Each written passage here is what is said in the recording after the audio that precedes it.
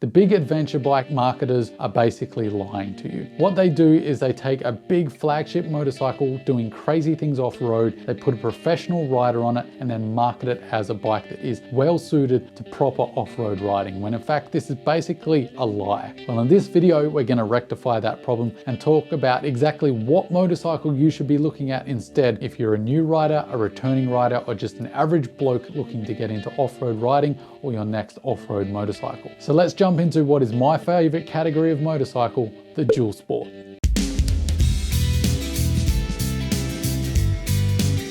Three big things that I criticized flagship adventure bikes about was power, weight, and price. Those three things are all major benefits of a dual sport motorcycle. So let's talk about that weight first. Not everyone has the fitness or the health to be able to pick up a huge big adventure bike. I'm lucky that I've recovered from my serious injuries, but there have been times in life where an adventure bike has been just too heavy for me to be able to pick up because of injuries I've sustained from motorcycle accidents. It's no longer the case, but I do recognize that there are people and situations where you just can't pick up a bike that heavy, whether it is because of health complications, smaller stature, the fairer sex, or maybe you've just got that big heavy bike stuck down to the axles in mud. There really are a lot of situations where big adventure bikes are just too heavy. But on the flip side, a dual sport, depending on which one you choose, is far lighter, and in some cases basically half the weight. So they can be picked up by just about anyone in any situation, which really just opens up a whole new facet of riding. It makes them so much easier to ride as well. You can also learn and pick up skills at a faster rate.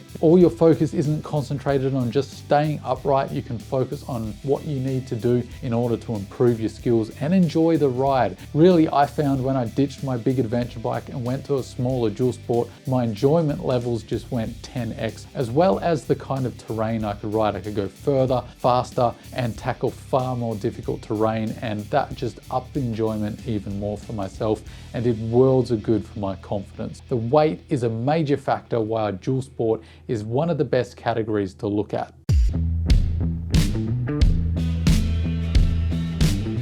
Now let's get on to the power. Big adventure bikes have oodles of power. It makes them fantastic on the road, but most of them have electronics that dumb them down to try and make them as manageable as possible off-road. Basically, that power is useless for the average rider. And even if you do have the skills, I'd argue that you're likely not going to have the traction in 99% of your situations to use it anyway. So it's basically redundant. Whereas a dual sport, they don't make crazy power, but what they do make is enough power. So what they have is manageable power that's enough to get the job done, but not too much power to get yourself in trouble or overwhelm the new or returning rider.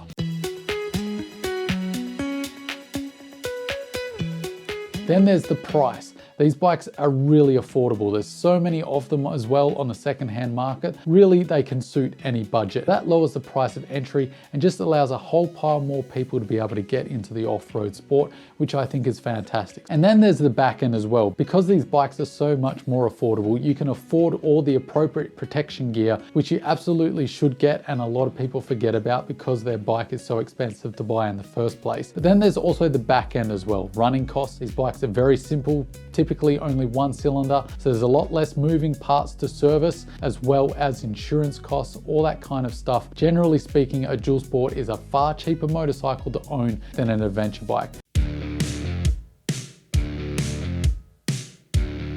Let's talk about the off-road capability. Whichever way you want to cut it, a dual sport is far more capable off-road than a big flagship adventure bike. Longer travel and better suspension in most cases. Lighter by a mile, which just makes it so much easier to ride off-road. And power and handling characteristics that far exceed anything an adventure bike can achieve. And that's no knock on an adventure bike because it's not really what they're made for, and that's why I'm making this video. But a dual sport, they really do think about that off-road riding, and you can tell when you get to the off-road because they're far easier to ride. And this is how I like to look at it. When you're thinking about getting your first off-road motorcycle, whether you're a new rider or a returning rider, think about where you need the most help in your riding, because most of you are going to have a driver's license or be coming from a road motorcycles. You're going to be confident and comfortable on the road.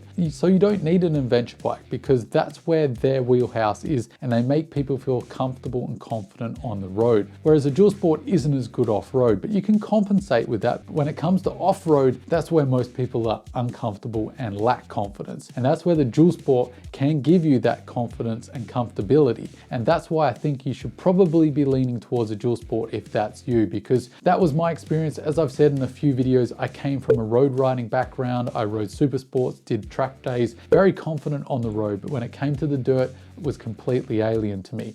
And I quickly figured out that I didn't need an adventure bike because I could compensate for all the failings of a dual sport on the road. Where I really needed the help was off-road, and that's why I stuck with dual sports, and why I think most new and returning and average Joe riders are best served with a dual sport motorcycle. Start it up. Number 6 is accessories. Dual sport motorcycles, I think, are the most modular motorcycle in the motorcycle market. There really is an accessory for every kind of rider. Whatever your imagination can come up with, a dual sport can be turned into, whether it's a supermoto, an adventure bike, a daily commuter, a purely road motorcycle, or an off-road weapon. There's accessories on the market to turn most dual sport motorcycles into any one of those motorbikes. It really does open up a whole new world of options for you, and that's important because you're not always going to be doing the same styles of riding. A dual sport motorcycle can grow with you. A lot of motorcycles I've owned, as I've grown and changed in riding taste, I've had to sell the motorcycles because they no longer suit that kind of riding. Whereas a dual sport has always been in my garage because I can ride on the road, I can do adventure trips, I can do touring, I can commute to it at work, and I can do off-road riding with my mates on their skinny little enduro bikes, doing goat trails on the weekends as well. It can do a little bit of everything with the right accessories, so they're fantastic bikes.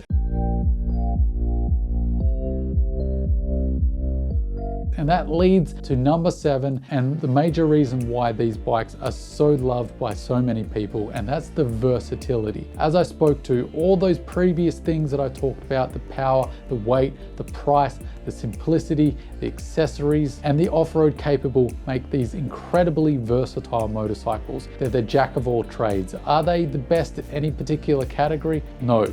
But what they are the best at is being versatile. And that is why I think these bikes are such great options for most people when they're getting into off-road riding. So if you were to ask me the single greatest attribute of a dual sport motorcycle and why most people should consider one if they're thinking about doing off-road, it has to be versatility. Don't forget to check out the other 2 videos in this series. But that's enough from me for today. As always, don't forget to stay shiny side up, and I'll see you in the next one.